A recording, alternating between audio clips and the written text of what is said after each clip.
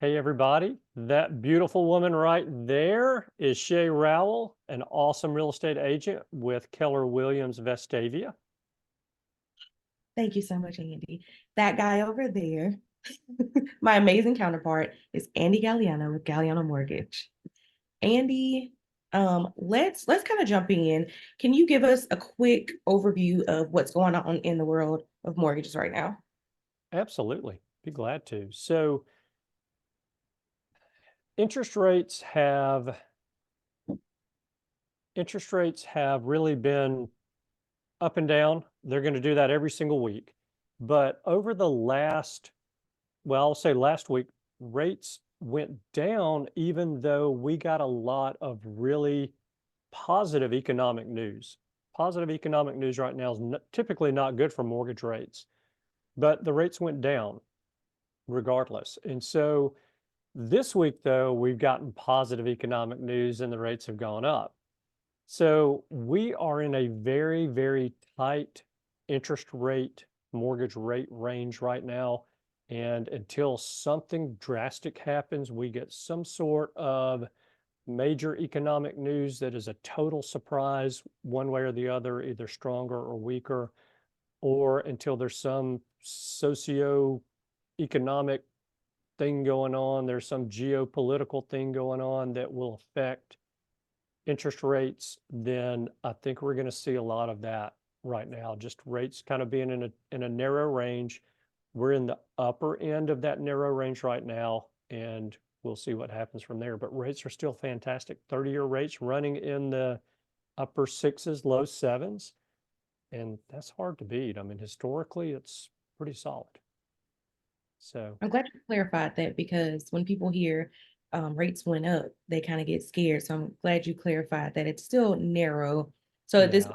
wasn't like the jumps that we've been seeing. Exactly. Yeah. And that's the thing, and I think a lot of people, just because they have that conception that the interest rates, mortgage rates are set by the Federal Reserve, that mortgage rates don't move day to day, when in fact they actually do. They move by the minute. But it's such a big production for a lender to adjust their interest rates by the minute. So they don't do that. They build in a little bit of margin of error with those interest rates up or down, and they'll leave them at that until the market demands that they raise their rates or the market allows them to lower their rates on that given day. So yeah, that's a big thing, and I think is very important to point out to buyers. Okay. So while I have you, it's January, it's money season. Grant, grant money has been replenished. Can you talk to us? Because all buyers want to know about grant money. Do I qualify? What does it take? Is first time home buyers like, can you just speak to us a little bit about grant money? Absolutely. So here's what gets to be a little bit tough when we're talking about grants.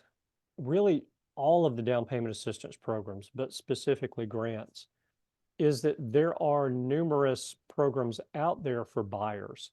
And I think that's an important way to start this conversation because, it's hard for me to have a call with you or even a buyer on the telephone to say, well, this is how the grant program works, or this is how the down payment assistance program works, because there's so many of them. They all have a little bit different qualifications and criteria in order to determine if a buyer is qualified for that particular Mhm. grant. So in general, most of the grants are going to be for first-time home buyers, even though there are some that are not strictly for first-time buyers, but they may be for other, I guess, and I hate to use this word, but my brain's is not coming up with another alternative, a better alternative, but there are programs that are available for other classes of borrowers. In other words, maybe it's firefighters, or I should say first responders, or Right. nurses, or teachers, or all of those combined. Mm-hmm. And people within that class or that group of borrowers do not have to necessarily be first-time buyers. Mhm. But the way the grants work, and it's really kind of a game, Shay, because when the grant money is available, it's typically available only for a very limited amount of time because they come Mhm. out with a set amount of money, and these nonprofits that do these grants, they say, this year we're gonna have X million dollars of grant money available to use. Well, they're going to allow buyers to, each individual buyer to use 7,500 or 10,000 or 12,500. There's some set maximum amount that that buyer can get of that grant money to apply towards their down payment and closing costs. And as that pool of money, let's say it's $1 million, just to use a number, gets $10,000 drawn out and $10,000 drawn out and 10,000, it gets whittled away, and it gets whittled away very quickly because these programs are available nationwide to buyers nationwide. And so the grant money comes generally pretty early in the year. Most years we see it around February or March that it's released. In a lot of years, depending on the market, it's gone by mid-May, early June. And now another thing I want to point out is in a lot of years past, when that grant money goes away, when they run out of grant money, it may be 2, 3, 4 months, and there'll be another smaller allotment of grant money come out that's released by the nonprofit. But we didn't see that last year. Oh, There okay. was no second allotment, at least for the grant program that we have. There was no second allotment that came out. So when that money went away and they started it out, they released it in March of last year, and it was gone, I believe, by the 1st of May because the market was that good. So for buyers, it's very important for them to be in a position to take advantage of that grant money as soon as it's released.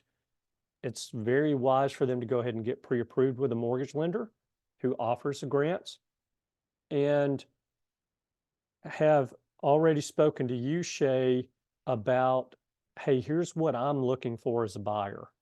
These are the houses, my must-haves in a house.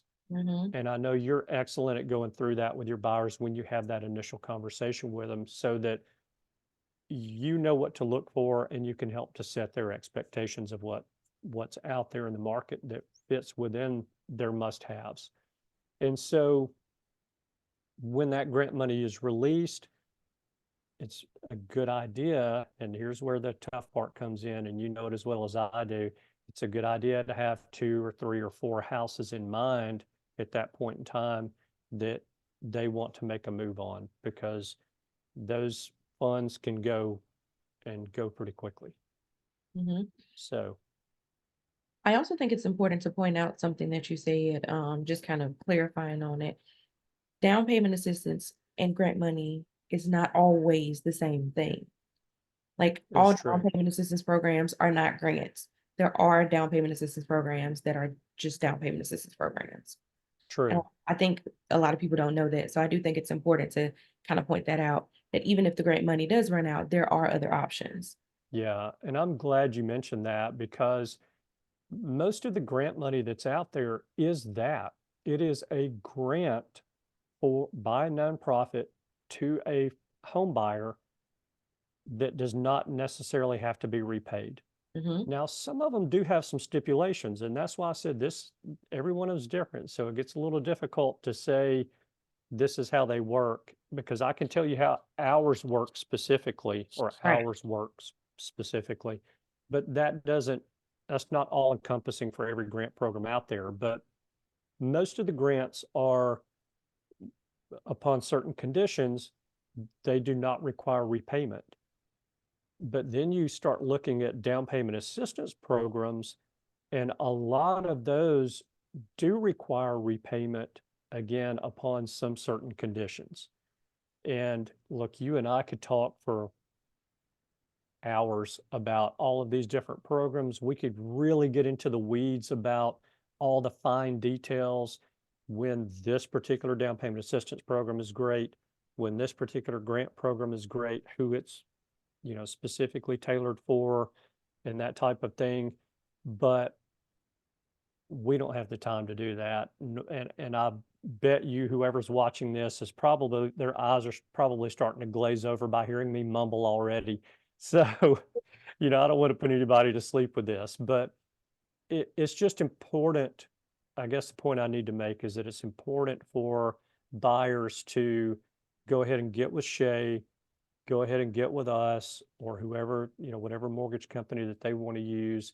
And let's just really drill down and sort through these programs that are available and see what we can use that's out there to help people be able to come up with those down payment and closing cost funds, because there's a lot of options available. So my takeaway from this, Andy, is down payment assistance programs and grants are different. Start early. Go ahead and start having the conversations with your realtors and your lenders, and have options, or know that you have options. Right. That's my takeaway from it. There's not just this one size fits all when it comes to grant programs. There are a multitude of programs. And so it just kind of depends on where you fall and what category you fall in, if you fall in a category. That's right. And I will say this, if you go ahead and get into the market or dip your toes into the market when grant money's available and it goes away before you're actually ready to buy, or before the right property comes along, don't get discouraged. Take advantage of what other opportunities are out there. Let's go ahead and look at plan B. When we have that initial conversation, hey, grant money's plan A, here's a good plan B for you, here's a plan C. And just make sure that you're buying the right house, because you don't want to buy a house just to take advantage of grant money. But the bottom line is, take advantage of these programs that are out there. They're there for a reason.